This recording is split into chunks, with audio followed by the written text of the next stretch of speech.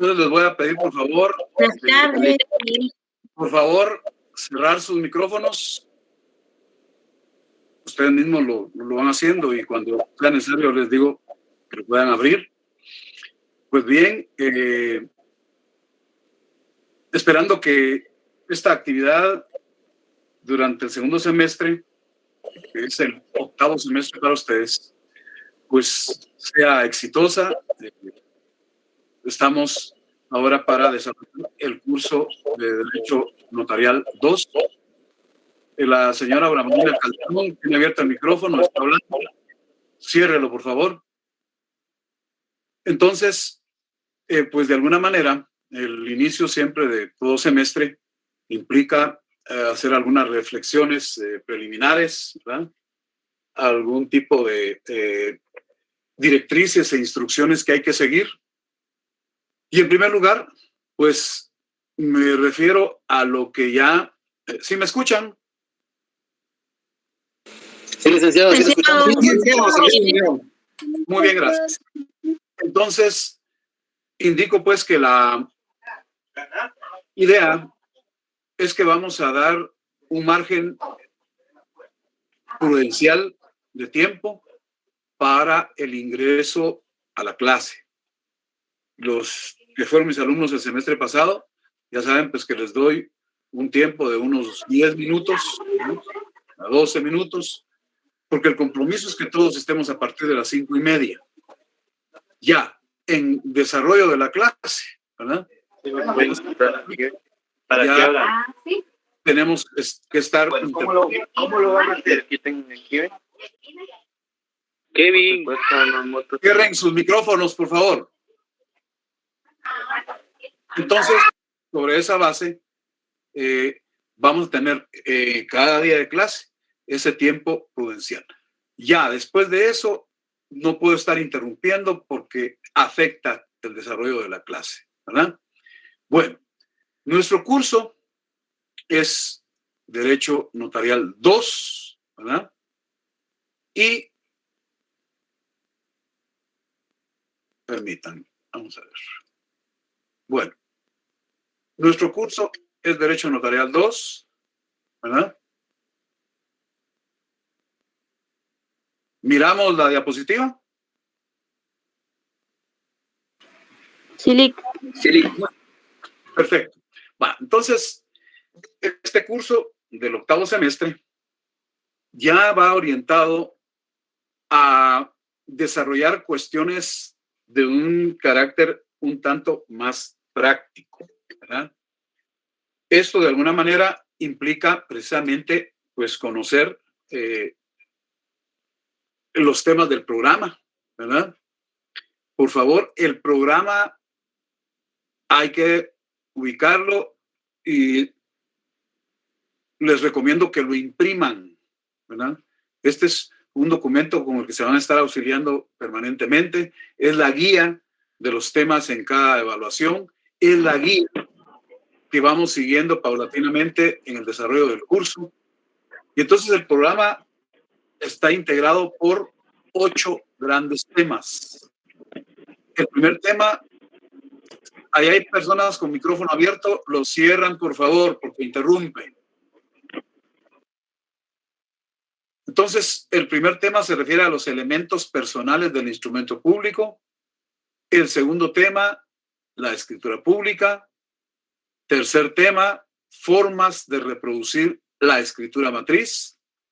El cuarto tema, el acta de protocolización. Quinto tema, ejercicio del notariado en el exterior. Sexto tema, el acta de legalización de firmas. Séptimo tema, acta de legalización de copias de documentos. Y tema número 8, el acta notarial, ¿verdad? Ya sabemos pues que nuestra actividad es los días martes y jueves, ¿verdad? Para la sección B de 17:30 a 19 horas, ¿verdad? Ahora bien, ¿cómo resulta natural? Pues siempre, bueno, y teniendo la fortuna de que tenemos un texto de autor nacional que es nuestro principal material de consulta, ¿verdad? En adición a las leyes que se hace necesario tener para desarrollar nuestro curso, ¿verdad? Entonces, aquí tendríamos los materiales de estudio del curso, ¿verdad? Entonces empezamos por el libro de texto, ¿verdad? El libro es el que se denomina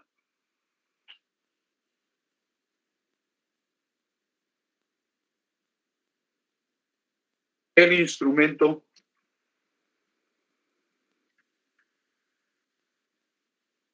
público y el documento notarial. Actualmente, pues, se está utilizando la edición, es la más reciente, ¿verdad? 18ª edición, ¿verdad?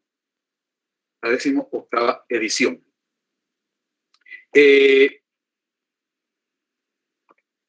Pues por las distintas situaciones que se han presentado por razón de la pandemia, según lo que hablé recientemente con el amigo, colega, el doctor Neri Roberto Muñoz, que es el autor, ¿verdad? Él es el autor.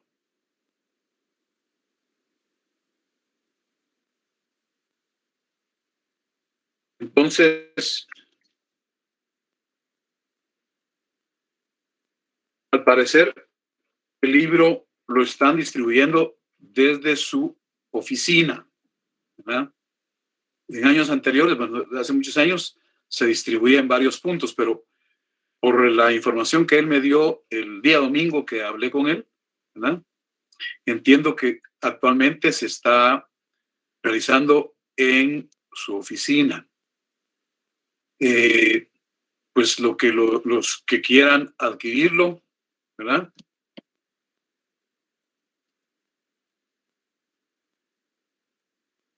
No sé cuánto cuesta también. Es oficina 802, edificio Yalé. Esto en la 16 calle.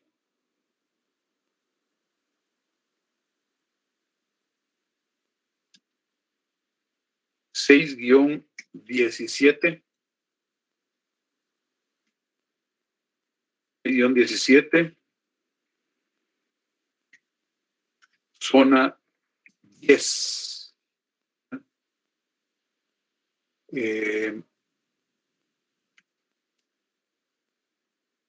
Octavo nivel.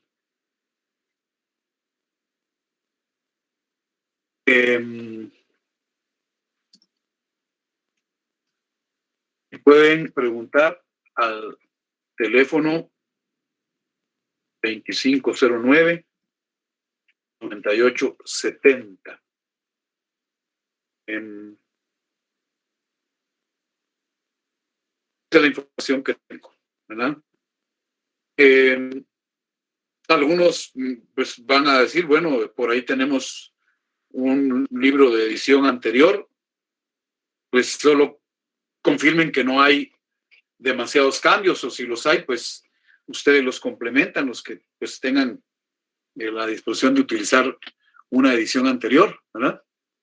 Y pues los que quieran adquirir la última edición, la que está vigente para este año, pues ahí están los datos, ¿verdad? Eso sería un material importante para auxiliarse en su tarea de estudio. Y ahí,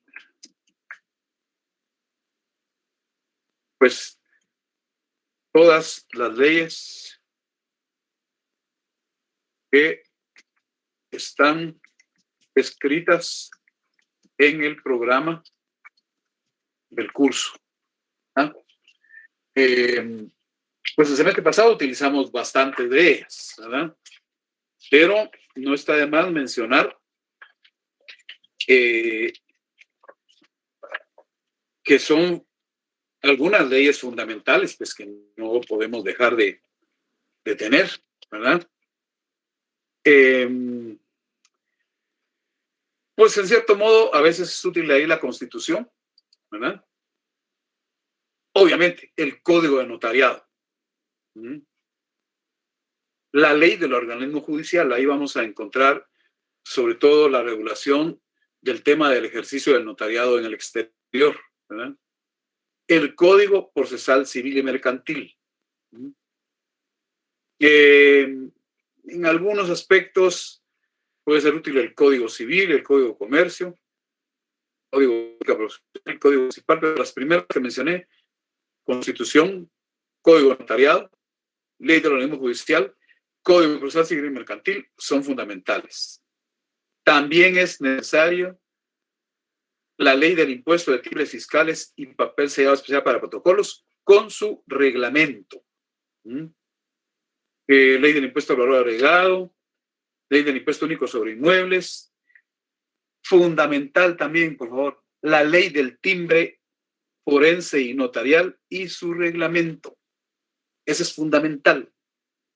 Eso nos va a servir para todo el curso prácticamente. Repito, al igual que las primeras que mencioné. Ley del Timbre Forense y Notarial con su reglamento. ¿Verdad? Ahí se mencionan otras, pero primordialmente estas que les estoy mencionando. ¿Verdad? Para poder efectivamente desarrollar los temas. Sobre todo ahora, pues, quienes ya tienen la posibilidad de recibir su curso, ya sea en su casa o qué sé yo, en alguna oficina o en algún lugar donde tienen la posibilidad de estar frente a sus libros y códigos, excelente, ¿verdad? Porque sé de personas que a veces lo hacen con un teléfono, en alguna condición no muy cómoda, pero bueno, están haciendo su esfuerzo y lo que es necesario es que tengan esas leyes y cuando ya estén en un lugar que les permita hacer las consultas necesarias, ¿verdad? ¿Alguna duda, algún comentario en los aspectos que acabo de plantear? Por favor, si hay alguna cuestión, me la manifiestan.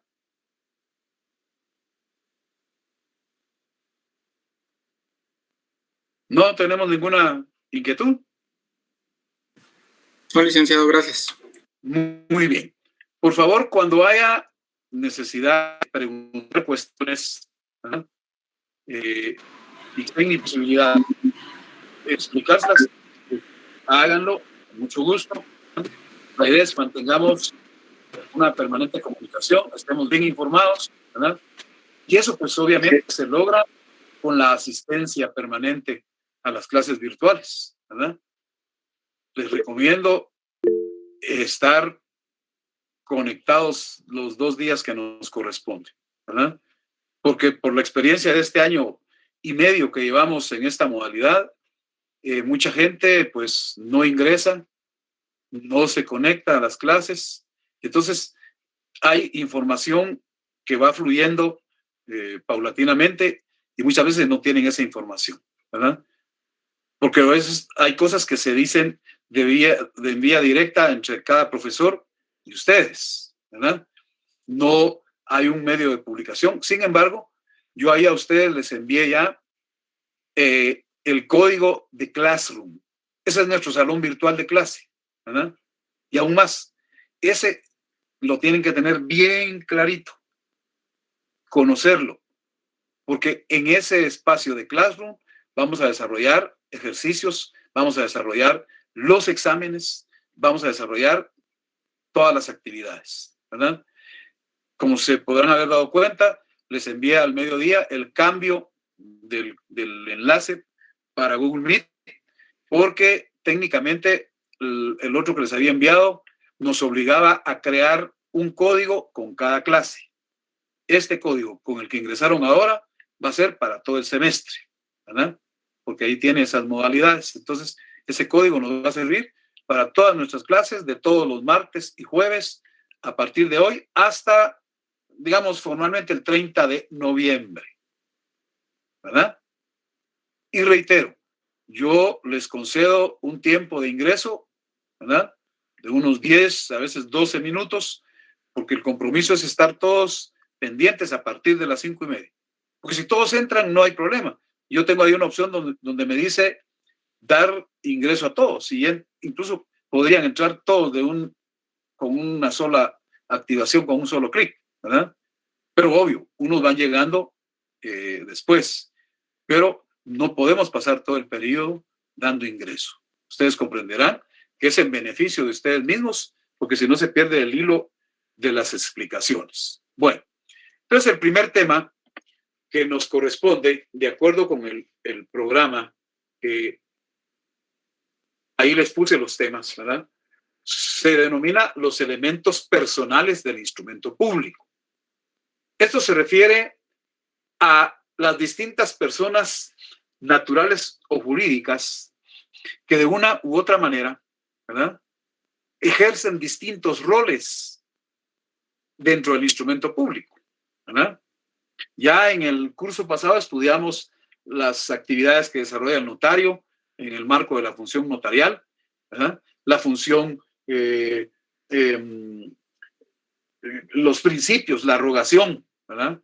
Ya ustedes saben pues que el notario pues tiene que ser requerido para su intervención, para el ejercicio de la función notarial.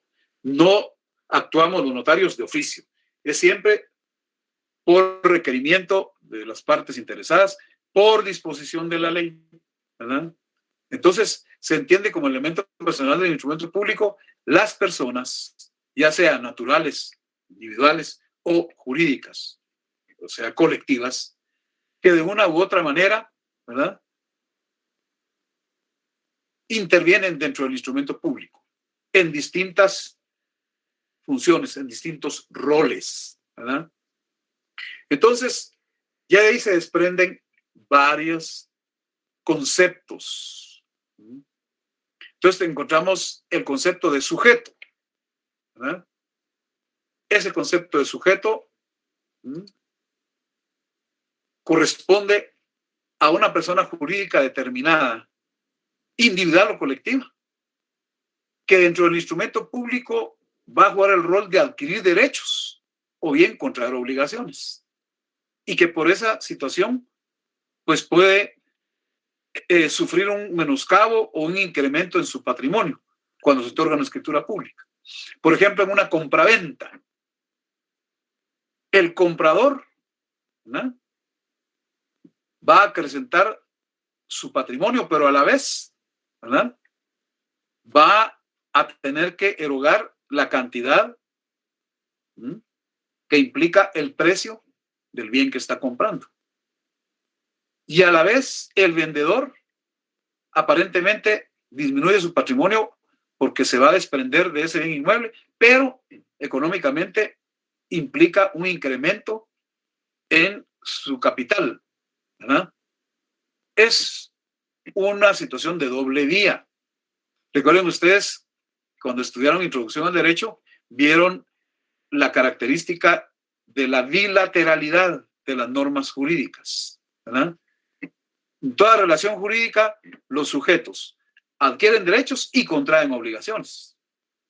No tendría sentido que exista una persona que tiene derechos y no hay quien esté obligado a cumplir con obligaciones que corresponden. Y como tampoco es admisible pensar que haya una persona que tiene compromisos, tiene obligaciones, tiene cargas jurídicas y no haya quien le reclame el cumplimiento.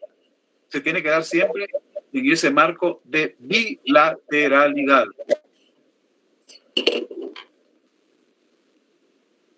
Entonces, ahí hay micrófonos abiertos, los cierran, por favor. Entonces, la condición de sujeto, ¿verdad?, es entenderlo como una persona jurídica ya bien determinada, ¿verdad?, Porque un contrato de compraventa, pues, por ejemplo, don Pedro López va a ser el vendedor y dona María Hernández va a ser la compradora. Y ahí son personas bien definidas. O una entidad colectiva, Vidrios del País, Sociedad Anónima, ¿verdad? Maderas de Guatemala, S.A. Estos ya son sujetos que tienen como característica estar bien determinados, ya jugando roles específicos dentro de una escritura pública frente a la función notarial. O sea, hay un notario que va a estar ahí dándole forma a ese instrumento público. Entonces, esa es la idea general de sujeto. Esos mismos sujetos, ¿verdad?, se constituyen en un momento en parte. Se entiende que parte es la persona o personas que representan un mismo derecho. Imagínense que celebramos un contrato de compraventa en el que los vendedores son 4 copropietarios, son 4 hermanos, ¿verdad? Y los compradores es una pareja de esposos. Ahí puede ser que haya solo uno en cada parte, ¿verdad? Pero aquí lo que yo quiero matizar y poner de relieve es que el concepto de parte implica, ¿verdad?, que se sustenta, se detenta un mismo derecho y una misma obligación. O sea, si el vendedor es una persona individual, ¿verdad?, Pedro Ramírez, él tiene derechos y tiene obligaciones. Pero si fuera el caso de que son 2 vendedores, son copropietarios, Pedro Ramírez y su hermana María Ramírez, siguen siendo la parte vendedora, ¿verdad? Representan el derecho sobre el bien que están vendiendo, ¿verdad? Cuando realicen la compraventa, tienen la obligación. Cierra el micrófono, por favor.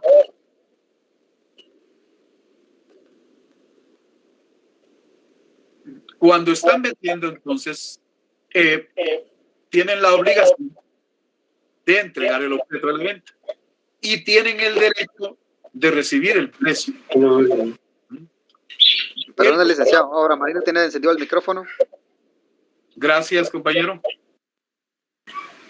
Y el comprador tiene el derecho de recibir el objeto de la venta.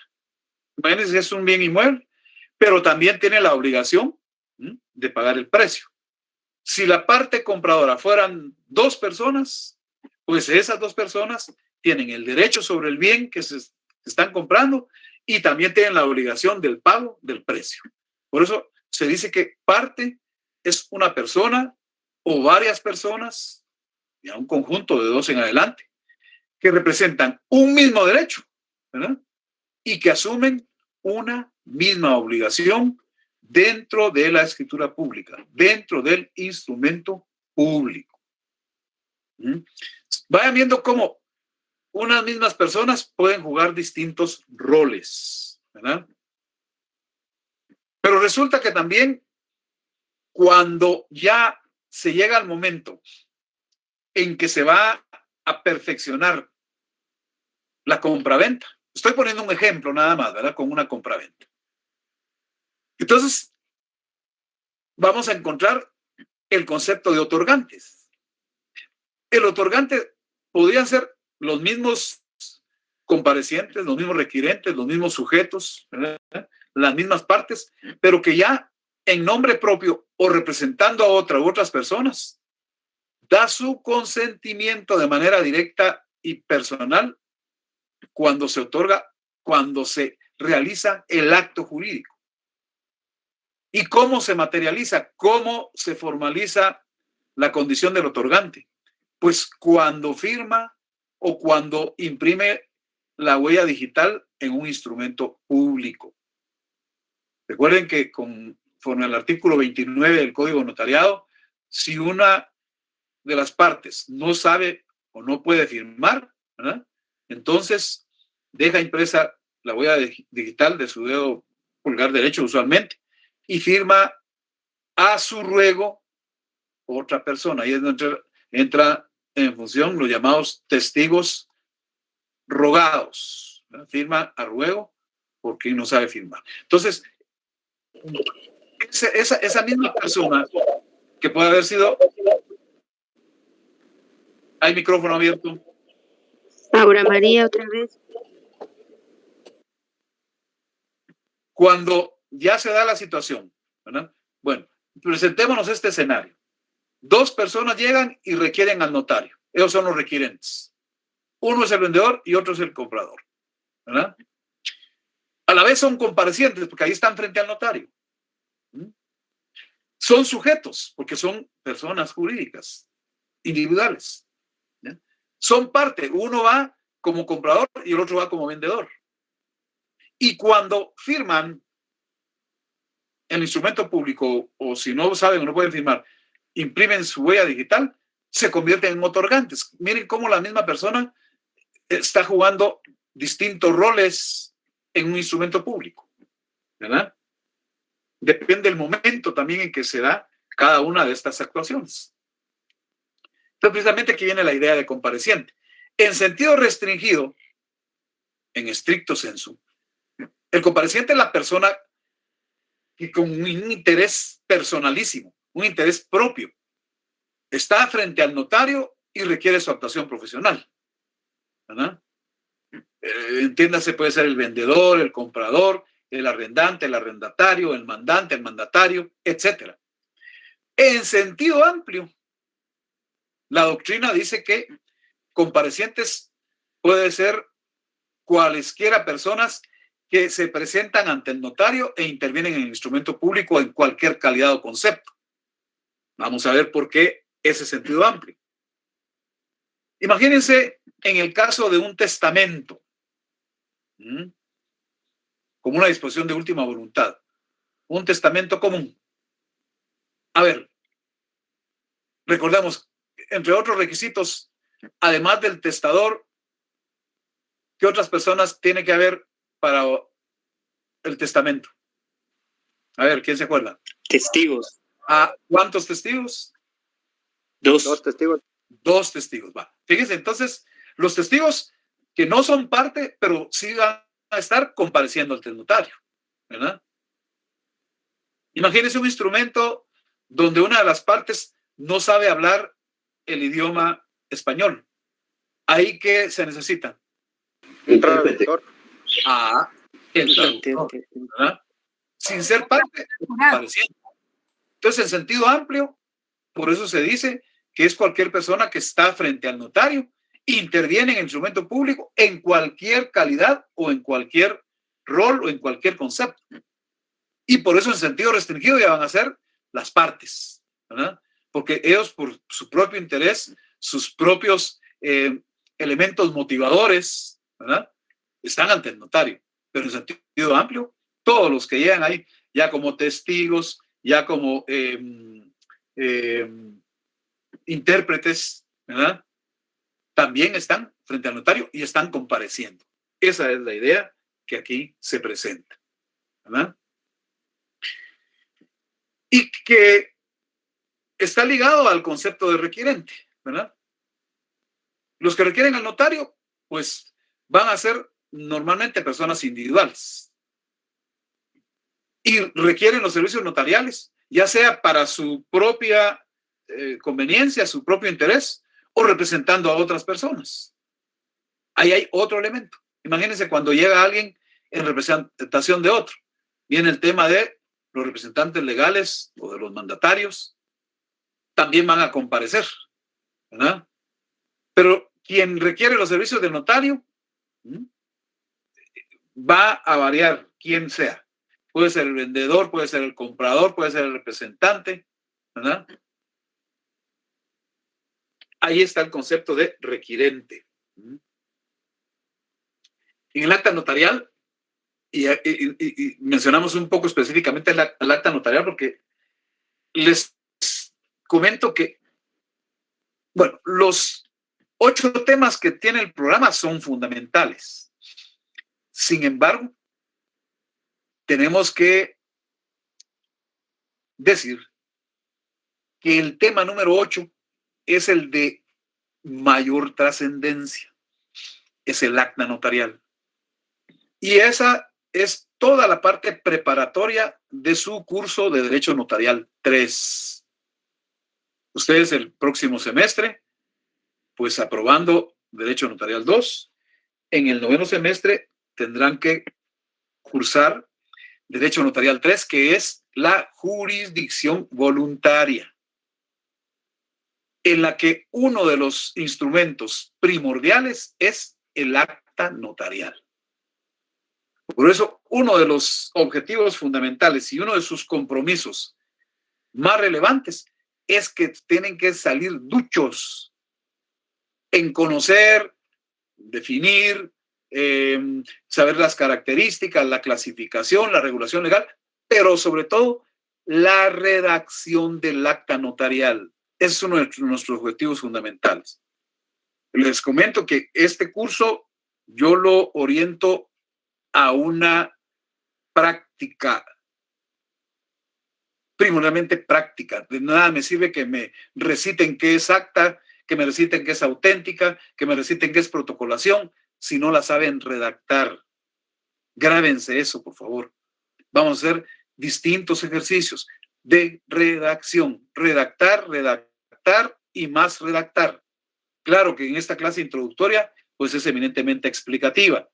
Y muchas clases van a tener un segmento explicativo, descriptivo, pero acompañado de una parte práctica. Aquí, en cierto modo, ya los voy tratando de vincular con la práctica cuando les menciono cómo podrían estos distintos elementos personales ir incorporados en distintos instrumentos públicos. Ese es el caso del requirente, que en el acta notarial es una persona física que le solicita al notario sus servicios profesionales, ¿verdad? Usualmente es esa persona física la que comparece en el acta, ya sea de manera directa o en representación de otra persona. Con la aclaración que hay ciertas actas donde en la práctica no se hace necesaria la presencia del requirente. Por ejemplo, en las actas de los representantes de entidades. Eso en la práctica suele darse de esa manera. Pero son cosas que ya les voy a ir explicando en los casos concretos. Pero aquí, en el acta notarial, tiene un relevante rol el requirente o los requirentes, ¿verdad? También, dentro de esos elementos personales, está el concepto de signatario, entendido como la persona física. Solo puede ser la persona física, ¿verdad? Que podría ser también la persona natural o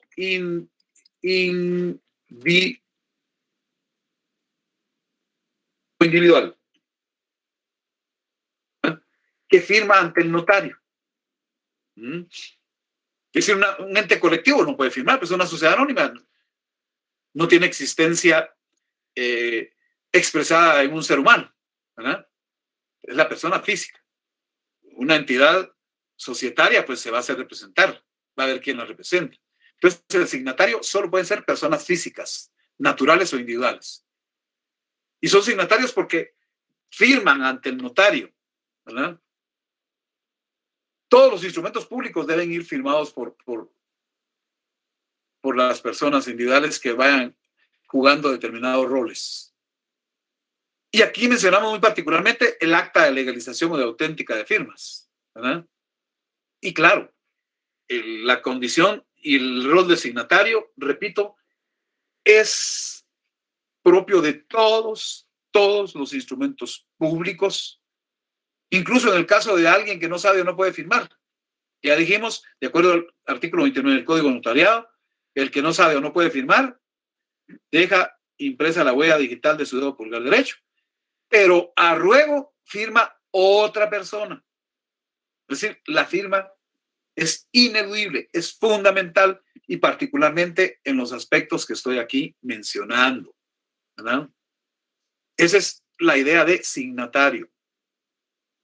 También vamos a encontrar elementos personales que la doctrina y la ley, en cierto modo, los considera del notario. Son intervinientes porque ahí están interviniendo. A la vez son comparecientes, ahí están frente al notario, ¿verdad? Son sujetos, no son parte. Los testigos, los intérpretes no son parte, porque no van a comparecer por intereses personales. Será en atención a lo que la ley establece cuando deben actuar. Entonces son dos sujetos que tienen su rol específico y se les considera auxiliares del notario. En el caso del intérprete, se entiende que es una persona que domina a la perfección, ¿verdad?, un idioma diferente al español, que es el idioma oficial en Guatemala, ¿verdad? Lo establece la ley del organismo judicial. Entonces el intérprete va a estar ante el notario, comparece ante el notario, ¿verdad?, y tiene su intervención en un instrumento público cuando alguno o todos los otorgantes ignoran el idioma español. De acuerdo con el Código de Notariado, de preferencia el intérprete debe ser traductor jurado, pero si no es traductor jurado, ¿verdad?, y si no pudiera o no supiera firmar, lo hace otra persona que va a ser un testigo. Esto lo regula el artículo 29 del Código de Notariado en su inciso 6, ¿verdad? Aquí siempre se ha discutido que la misma Constitución reconoce que tenemos más de un idioma, ¿verdad? Están todos los idiomas mayenses. Las distintas etnias del país tienen sus idiomas. Pero en la práctica, normalmente se entiende esta disposición para quienes solo tuvieran la situación de hablar idiomas extranjeros. Una cosa curiosa, en un país multilingüe, lo dice la Constitución, ¿verdad?, no se utiliza la figura del intérprete en los instrumentos públicos en relación con idiomas mayenses y los idiomas de los distintos grupos étnicos. Esta disposición se ha entendido primordialmente en relación con quienes hablan un idioma extranjero distinto al español, cuando comparecen ante un notario para intervenir dentro de un instrumento público, ¿verdad? Ese es el sentido que se le ha dado en la práctica. Bueno, esa es la condición del intérprete.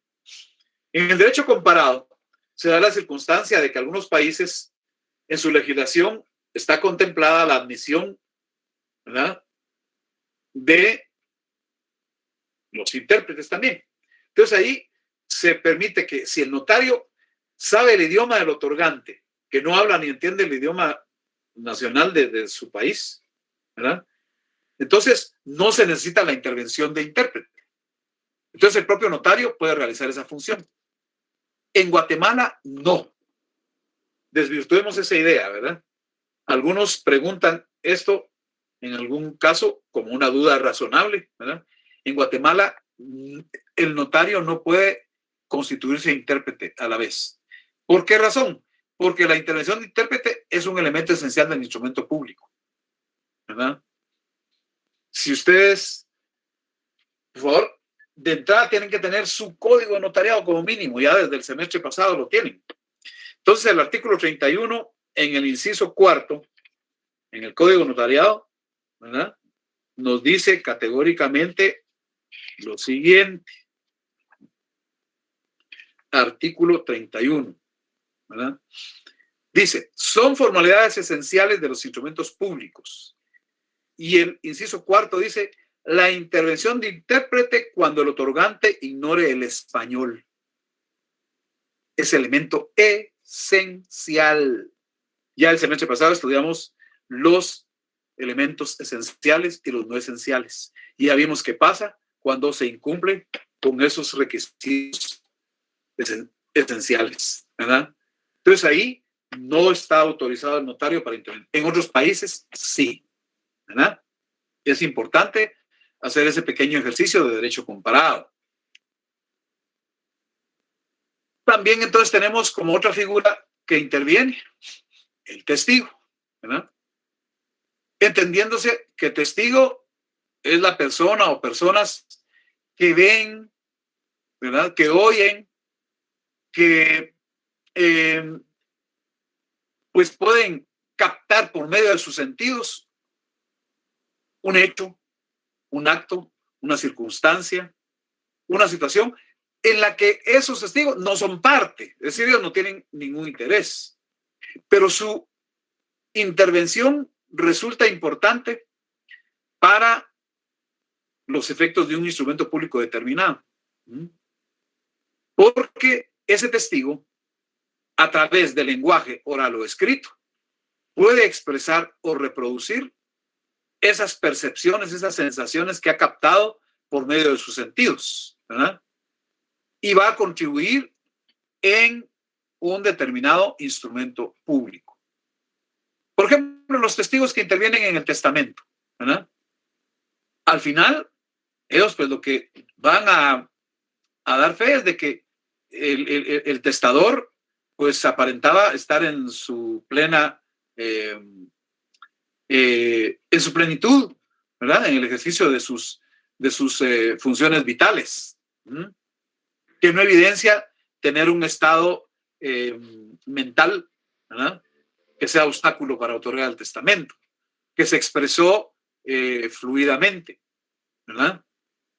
Ahí contribuyen los testigos con esa circunstancia. Cuando son los testigos rogados, pues por medio de la firma, ¿verdad? Hacen su contribución a un instrumento público, ¿verdad? Y así sucesivamente. Entonces, esos testigos tienen ese rol importante ahí. Tanto la doctrina que en alto grado, pues esta doctrina que manejamos está más orientada a la legislación misma, ¿verdad? Entonces tenemos entre las clases de testigos el llamado testigo de conocimiento o abono. Esos testigos deben ser conocidos por el notario. ¿Y qué rol juegan? Bueno, auxilian al notario para identificar al otorgante u otorgantes a los que también conocen. Cuando esos otorgantes no se pueden identificar por los medios legales, ¿verdad? Esto lo contempla el artículo 29 del Código Notariado en su inciso 4, ¿verdad? Y veamos, artículo 29, el semestre pasado, pues yo les dejé de tarea ir analizando ese artículo paulatinamente, pues espero que efectivamente les haya servido de algo y ahorita se acuerden de algunos de sus aspectos. Este artículo 29 contiene formalidades de los instrumentos públicos y establece: los instrumentos públicos contendrán, número 4, la identificación de los otorgantes, cuando no los conociera el notario, por medio actualmente del documento personal de identificación, del DPI.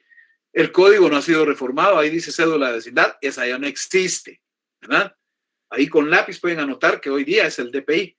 A los nacionales, porque los extranjeros, su documento de identificación va a ser el pasaporte, ¿verdad?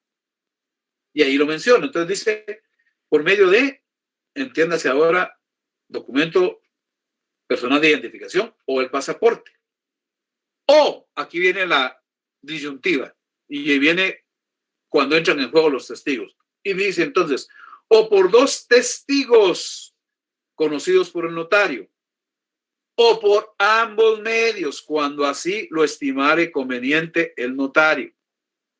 Puede haber la situación de que un notario diga, bueno, sí conozco a los otorgantes, pero además quiero que se identifiquen con sus documentos de identificación. Y además, ¿verdad? En el caso de los documentos, que también haya testigos. Eso ya lo decide el notario porque es potestativo y se lo permite este número 4 del artículo 29. Muy bien. Siguiendo,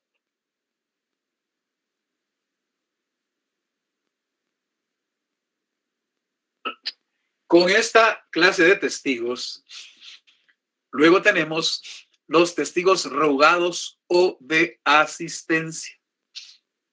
Esos testigos rogados o de asistencia se entiende que son los que están frente al notario, los que comparecen a firmar a ruego de un otorgante que no sabe o que no puede firmar, pero con la condición de que ese otorgante que no puede o no sabe firmar pone la impresión digital de su dedo pulgar derecho o de otro dedo. Fíjense que el código está dando otra opción. Hay algunos se encierran en cosas irrelevantes. ¿Y qué pasa si no tiene el dedo pulgar derecho?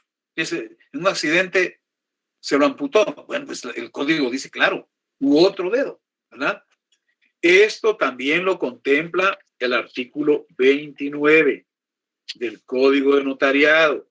Con esto estoy poniendo de manifiesto la relevante necesidad de que tengan para todas las clases sus leyes.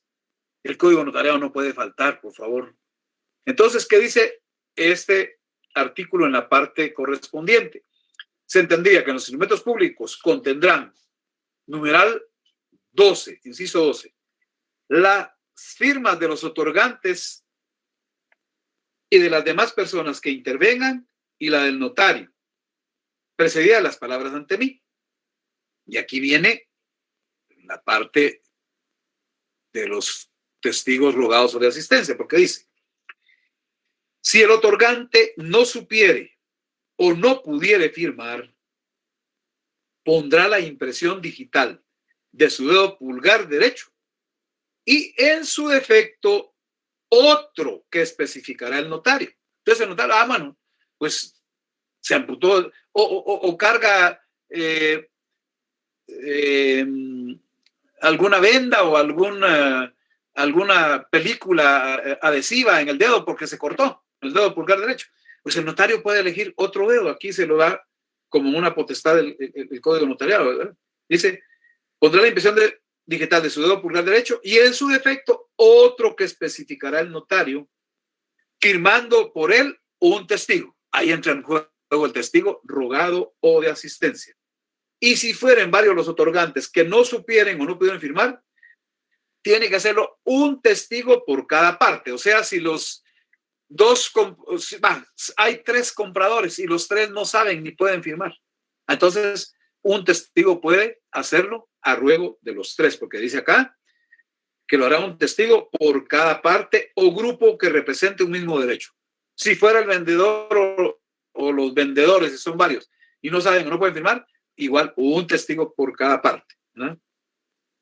Luego dice, cuando el propio notario fuera el otorgante, podrá antes de firmar la expresión por mí ante mí. Eso ya es un complemento que vamos a ir explicando en casitos prácticos que vamos a analizar. Aquí estamos interesados en el tema de los testigos rogados o de asistencia, ¿verdad? Y también tenemos los llamados testigos instrumentales. Esos testigos, dentro del instrumento público, comparecen para afirmar, para aseverar, para expresar que un acto se celebró, ¿verdad? Y que lo que expuso el otorgante, ¿verdad?, es la voluntad de ese otorgante. Esto, por ejemplo, lo vamos a encontrar en algunos artículos del Código de Notariado. Vamos a ver, por ejemplo, en el artículo 42. Este artículo 42 está dentro del título que se refiere a formalidades especiales para testamentos y otras escrituras. Entonces dice, artículo 42, la escritura pública de testamento, además de las formalidades generales, contendrá las especiales siguientes. Estas del artículo 42 y otras son formalidades especiales. Ojo y oído, no confundirlas con las esenciales, son especiales, específicas para ciertos instrumentos, ¿verdad? Y dice, numeral 3, la presencia de 2 testigos que reúnan las calidades que exige esta ley. ¿Ya? Ahí encontramos efectivamente que pues, los testigos deben ser civilmente capaces, deben ser idóneos y conocidos por el notario. Y si el notario no los conoce, deberá identificarlos por los medios legales, ¿verdad? Vale. También el artículo 44 dice, en los testamentos y donaciones por causa de muerte son formalidades esenciales, además de las consignadas en el artículo 41, las siguientes, estas sí son esenciales. Y dice, numeral 2, la presencia de 2 testigos. Estos son también instrumentales, ¿verdad? O sea, el numeral 2 del 44, ¿verdad? ¿Cómo?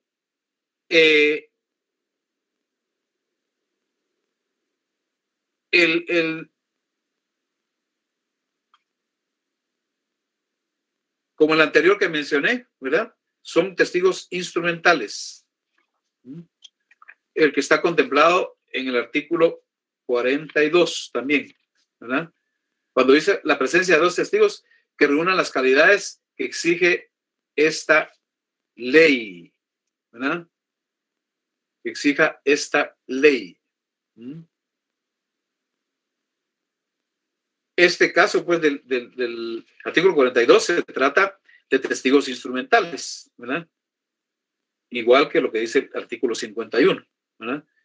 Es decir, dentro de esa disposición se establece que es facultativo que el notario se valga de esos testigos en todo tipo de actos o contratos que se autoricen y el notario estima oportuno que concurran esos testigos. Pero en el testamento estamos viendo que son obligatorios. Por favor, grabemos eso. Que se les grabe en el disco duro para testamentos de decisiones por causa de muerte, esos testigos son obligatorios. En otros instrumentos es potestativo, el notario puede decidir si se hace o no, ¿verdad? Entonces, en la escritura que contiene el testamento de una persona, la presencia de esos testigos presenciales, ¿verdad? Es obligatorio. Y también porque el artículo 956 del Código Civil establece que el notario redactará el testamento y procederá a su lectura en presencia de los testigos, ¿verdad? Entonces, ante esos testigos, a la vista de ellos, ¿verdad? Ocurre todo el acto en que se otorga el testamento. Y en ese sentido, pues esas terceras personas colaboran en esa condición de testigos. Incluso dan fe de que todo lo que se produjo, todo lo que sucedió fue dentro de condiciones normales, que no hubo presión, que no hubo coacción hacia el testador y que lo que se redacta en ese instrumento expresa fielmente la libre voluntad manifestada por el testador, ¿verdad? Entonces, las personas que sirvan de testigos deben reunir requisitos esenciales, los requisitos que regula el artículo 52 de este código, ¿verdad? El artículo 52 del Código de Notariado, ¿verdad? Nos dice que los testigos deben ser civilmente capaces, idóneos y conocidos por el notario. Y si el notario no los conociere con anterioridad, deberá cerciorarse de identidad por los medios legales. Hay que decir que el título 5 del Código de Notariado regula específicamente lo concerniente a los testigos. Son 3 artículos, ¿verdad? El título de el nombre de ese título es testigos. Entonces, en los testigos instrumentales, el artículo 51 dice: el notario podrá asociarse de testigos instrumentales, ¿verdad? En los actos o contratos que autorice. Pero si se tratara de testamentos o donaciones por causa de muerte, está obligado a asociarse de los testigos que exige esta ley. ¿Verdad? ¿Estamos? Ahí está esa condición. ¿Verdad? Ya el artículo 52 nos dice acerca de los requisitos para ser testigo. Artículo 52. Los testigos deben ser civilmente capaces, idóneos y conocidos por el notario. Si el notario no los conociere con anterioridad, deberá cerciorarse de su identidad por los medios legales. ¿Verdad? Entonces, conocidos por el notario. Si el notario no los conoce con anterioridad, cerciorarse de su identidad por los medios legales, que será documento de identificación o por otros testigos. Cuando sean testigos de conocimiento de abono, el notario obligadamente debe conocerlos. ¿Verdad? ¿Quiénes no pueden ser testigos? De acuerdo con el artículo 53 del Código Notarial, esto lo podemos poner aquí.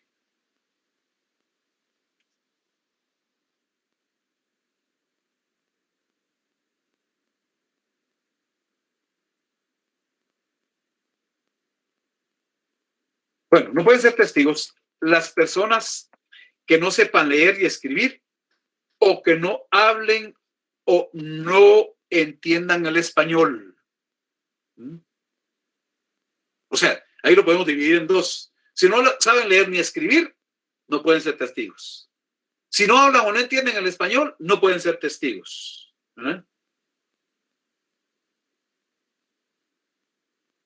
Tampoco las personas que tengan un marcado, un manifiesto interés en el acto o contrato. No son idóneos, porque tienen un interés, ¿verdad? Y eso va a interferir con la función de testigos, ¿verdad? No pueden ser testigos los sordos, los mudos, ¿verdad? O los ciegos. Dámoslo más.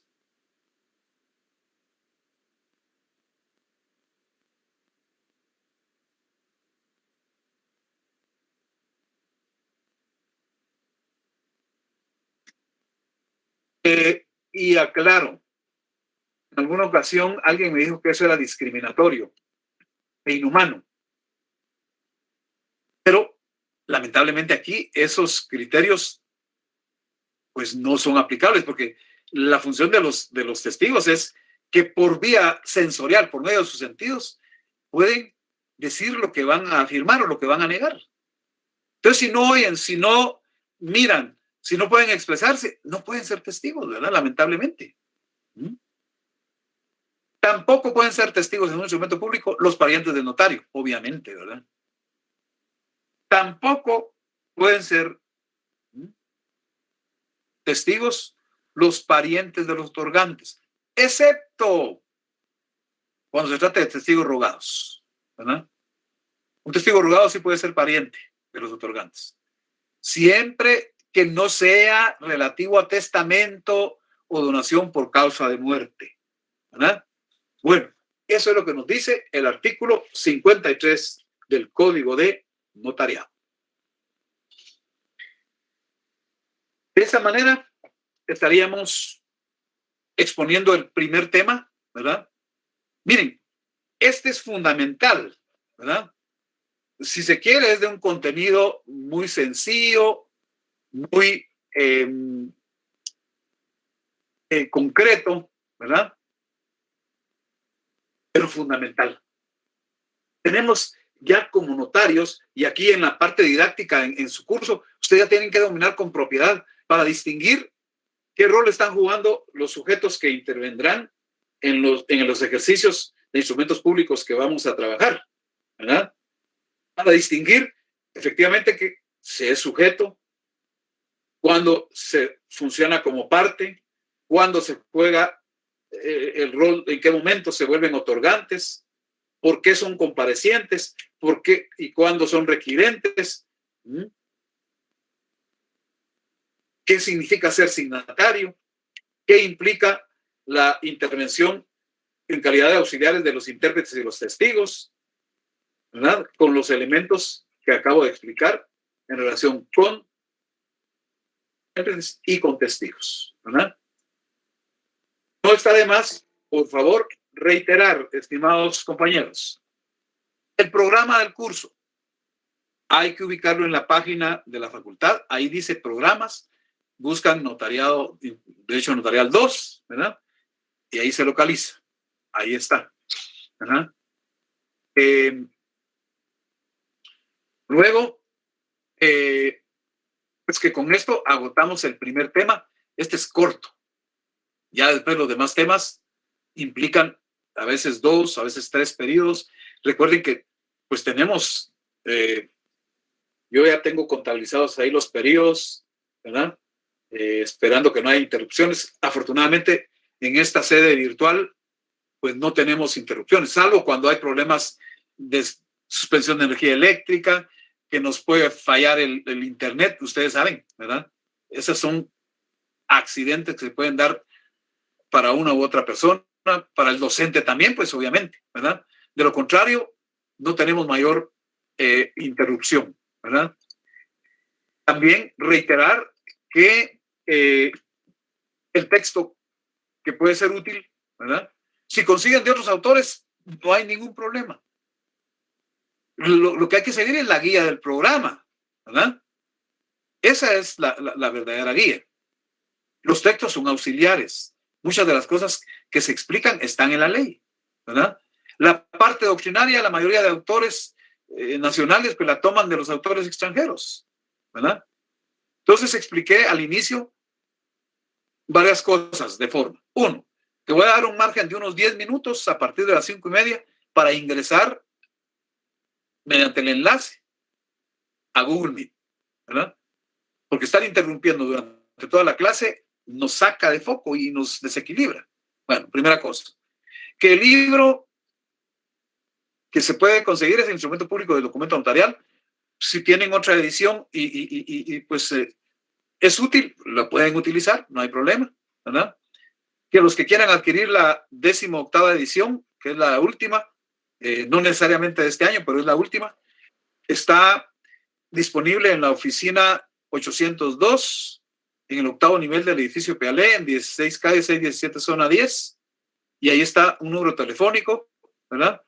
Algunos pues lo que hacen es buscar que se los lleven por medio de algún servicio de correo a domicilio. Eso va a depender de cada quien, ¿verdad? En muchas circunstancias. Y también hay que buscar para tener leyes, las leyes que están descritas en el programa, ¿verdad? Eso es fundamental. Son los elementos primordiales que hay que tener permanentemente en cuenta, estimados compañeros. Quedo a su disposición para preguntas, para inquietudes, para dudas. Con mucho gusto, en este momento lo podemos hacer. Buenas noches, licenciado. Diga. Solo con una observación. ¿No habrá alguna posibilidad que el link de la clase se pueda adjuntar al calendario de Google para que así usted no tenga ese detalle de andar aceptando persona por persona? Automáticamente uno entra a su clase. Fíjese, eso sí se puede, pero a mí me gusta hacerlo por una razón sencilla. Un poco para tener la visión de cuánta gente está participando y cómo van ingresando. Esto ha sido útil para mí en particular. Okay, sí, es por razones didácticas un poco, compañera, ¿verdad? Ok, comprendo. Ajá. Y porque ¿sabe qué? Es que también aquí hay que premiar el cumplimiento. El hecho de que estemos en un ambiente virtual no significa que cuando yo quiera estoy, cuando no quiero no estoy, porque el compromiso es estar, ¿verdad? Presencialmente hay que estar. Entonces, aquí buscamos una pequeña réplica del cumplimiento de ese compromiso. Y ustedes, los que están haciendo un esfuerzo que tenemos que hacer todos, ¿verdad? Ese es un poco el sentido, compañero. Gracias por su observación, No, gracias a usted, licenciado. A la orden. Buenas tardes, licenciado. Diga, compañera. Mucho gusto. Sí, solo con una consulta. ¿Cómo va a ser Ajá. la metodología de los parciales? ¿Van a haber Eso, trabajos? oportunamente les voy a explicar. Ahorita está muy tierno el curso, ¿verdad? Yo paulatinamente voy explicando, ¿verdad? Yo ya en su momento les digo, mire, va a haber trabajos, no va a haber trabajos, yo les doy con detalle las modalidades de las evaluaciones. Con mucho gusto. Correcto. ¿Ah? Gracias. A la orden. ¿Alguna otra inquietud? Buenas noches, licenciado. Solo con una consulta, no sé si estas diapositivas nos las estará compartiendo. No, compañero, fíjese que no, porque precisamente esa es la idea de que esté en clase. Esa es la situación de que haya un texto, de que haya leyes, ¿verdad? Este es mi trabajo intelectual, pues que yo utilizo para facilitarles el conocimiento. Desafortunadamente, se ha vuelto un prurito. Esto se lo digo reiteradamente, yo lo tengo ya comprobado. Entonces, muchos ya ni reciben la clase. ¿Cómo nos va a venir la copia de las diapositivas? No problem, ¿verdad? Es por esa causa, didácticamente. Entiendo, licenciado, le agradezco mucho. El interés es estar, participar en lo posible, poner atención, hacer esfuerzo, ¿verdad? Porque queremos notarios competentes, de excelencia, con calidad. Y son medios didácticos que coadyuvan a ese objeto, ¿verdad? Bueno, entonces, por favor, reitero, el enlace, el código de ingreso a la clase, de aquí en adelante, todos los martes y los jueves, a las 17:30, de 17:30 a 17:40, con sección B, será con el que ingresaron hoy, ¿verdad? Muy bien, así que un gusto haber compartido este día con ustedes. Primero Dios, estamos el próximo jueves. Licenciado, Gracias, licenciado. Feliz tarde. licenciado, una pregunta, disculpe, o una observación. ¿Sí? En otros cursos como que agregan las cuentas de los alumnos que están asignados y lo envían al correo. Ya no tienen que estar aceptando, sino automáticamente da acceso. ¿Qué Sí, posibilidad hay? Eso da problema, porque muchos han registrado correos que no admite el correo institucional. Aquí estamos trabajando con el correo institucional, ¿verdad? Entonces, esto el semestre pasado fue una recomendación y a todo el mundo se le pidió crear una cuenta de Google, ¿verdad? Y hay cuentas que no son de Google, entonces no pueden ingresar. ¿Esto qué implica? Que se quedan al margen, ¿verdad? Eso castiga más porque hay quienes no tienen cuenta de Google. Esa es la causa. ¿Me explico? Sí, definitivamente. Muchas gracias. Sí, es que ahí castigaríamos a personas. Mire, yo no estoy juzgando por qué sí, por qué no, pero a estas alturas hay gente que no tiene una cuenta de Google. Entonces ahí los castigaríamos. Y pues la idea no es afectar a nadie, ¿verdad? Sino en lo posible buscar cómo ayudar a todos, ¿verdad? Muy Muchas bien. gracias. Feliz tarde. A la orden, compañero. Entonces, gracias, licenciado. Feliz tarde y estamos para el jueves a las 17:30 horas. Feliz noche. Gracias, buenas noches. Feliz noche. Gracias. Feliz noche. Buenas noches. Buenas noches. Feliz noche, Lick. Igualmente, gracias.